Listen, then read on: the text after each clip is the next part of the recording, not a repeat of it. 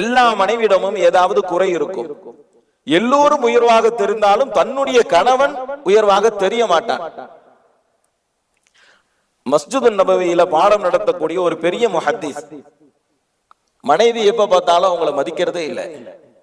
முடிவு பண்ணாரு, நம்ம யாருன்னு சொல்லி நம்மளுடைய மனைவிக்கு தெரியல, அதனாலதான் நம்மளை உயர்வாக நினைக்கிறது இல்ல அப்படின்னு சொல்லி தன்னுடைய மனைவிட்ட சொன்னாரு. நீ மஸ்ஜிது நபவிக்கு வந்து பாரு அப்படின்னு சொல்லி சொன்னார். எதுக்காகன்னு சொல்லல, மஸ்ஜிது நபவிக்கு வா அப்படின்னு சொல்லிட்டு போயிட்டார். போனாரு, பல நூறு மாணவர்களுக்கு பாடம் நடத்தினாரு. பாடம் நடத்தி முடிச்சுட்டு நம்மளுடைய மனைவி வந்திருப்பாங்க, நம்ம யார் அப்படிங்கறத பார்த்திருப்பாங்க, நம்மளுடைய மதிப்பு உணர்ந்திருப்பாங்க. அதனால வீட்டுக்கு போனா ரொம்ப மரியாதை கிடைக்கும் அப்படின்னு சொல்லி வீட்டுக்கு போனார். எந்த மாற்றமும் இல்லை. ஆச்சரியப்பட்டார்.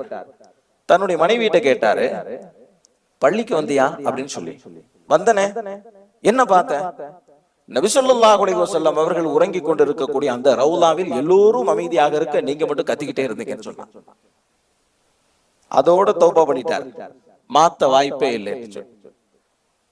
மனைவி என்பவள் சில பல நேரங்களில் அப்படித்தான் இருப்பார். மாற்ற வேண்டும், திருத்த வேண்டும் என்றெல்லாம் ஒரு கணவன் முயற்சி செய்யக்கூடாது.